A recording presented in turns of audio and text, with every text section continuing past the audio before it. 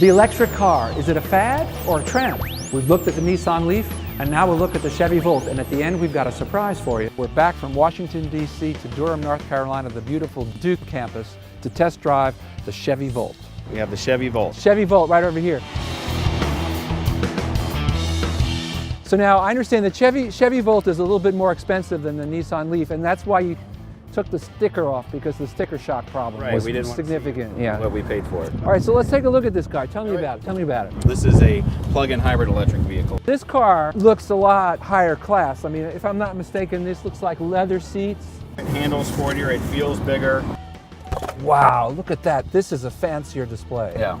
More comfortable car, a lot like the Toyota vehicles. You can watch your power flow from the engine to the battery when you're braking, from the battery to the wheels when you're accelerating. They call it an extended range electric vehicle because even when you're in charge sustaining mode, that's the mode that you enter after the battery is depleted. The engine is providing electricity to power the electric motors, which turns the wheels. Right. There are certain high load, high speed conditions in which the internal combustion engine can provide some supplemental power. So this is a little bit different than your standard hybrid. It is. It's a very novel, complex, but interesting powertrain device.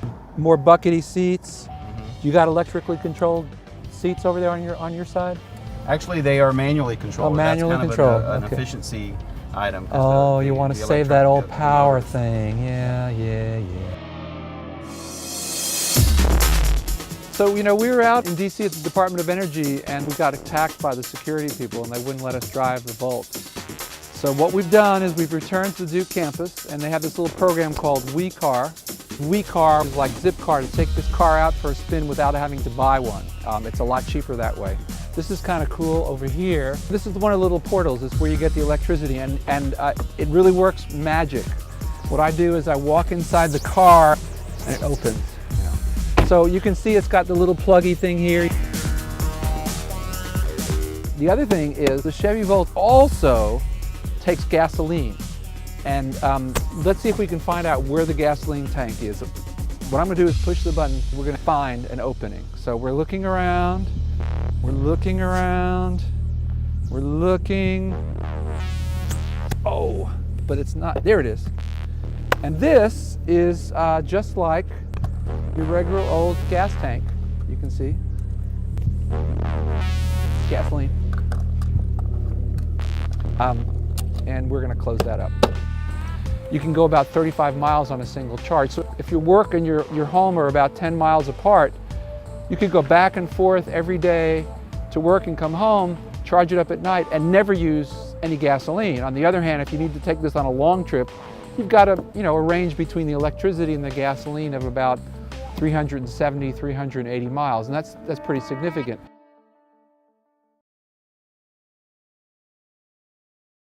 And here you see the Chevy Volt under the hood thing. It's not your average motor. You're probably thinking this is the battery pack. It is not the battery pack, okay? Hey, come over here, come over here. Your name is? Robert. Robert, hey, I'm Bill Chameides. I'm the Dean of the Nicholas School of the Environment. Oh, nice to meet you. And you're an undergraduate or graduate? Hey, I'm an undergraduate. Undergraduate, senior, okay. Where are you going after you graduate? I don't. You haven't figured out. What's your major? Public policy. Public policy. That's good major. So you hang out at Stanford and Yeah. that kind of stuff. Okay. So you know all about this car. Not everything, but I'm interested. So let me ask you a question. Why are you interested in the Volt anyway? Global warming is an issue that I'm obviously interested in. I think that's kind of my whole generation. Right. But also, I interned at the city of Houston 2 summers ago under the director of sustainability. So one of the things we were doing was trying to roll out electric vehicles in Houston. The city already had a few plug-in Priuses and city vehicle plug-in points, but we were getting other businesses, including NRG and I think Reliant, to roll out other charging stations, like trying to get them installed in places like Walmart, stuff like that, so that the infrastructure is there for people to use. So take a look. Have you seen the inside of this car? I have not. So let's take a look at the inside. So what do you, do you think this is a cool looking car? Would you drive one of these? Yeah, it's nice. You know? I mean, I think it's a great car, just the So price is... It's priced. Do you think it's sporty enough for a dean to drive? Yeah. Yeah? Okay, well, that's good to know. That's good to know. Okay. All right. Thank you. Thank you very much. Take care. Okay.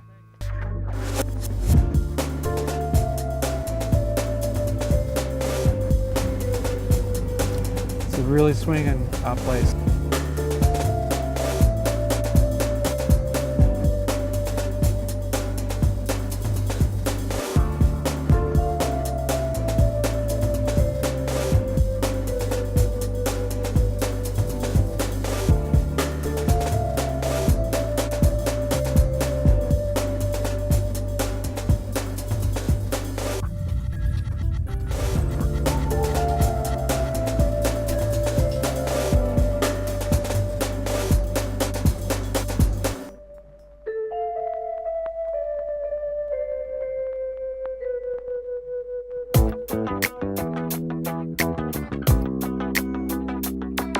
you're looking for a car that's all electric and gives you a really different driving experience, I've got one for you. It's right over here. It's none other than the Tesla Roadster. This little baby will get you down the road 0 to 60 in 3.7 seconds, a range of 245 miles, and a price tag of only $110,000. What more could you ask for? If you want a Roadster, you better hurry up because they're going off the market. If you don't want a Roadster, but you want a Tesla, here's the guy you might choose. This guy's only about $57,000, and it's, you know, not your average Volt or Leaf.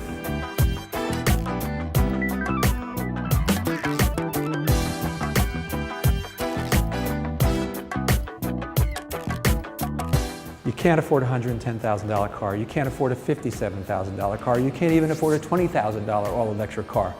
I got the baby for you, and it's right here.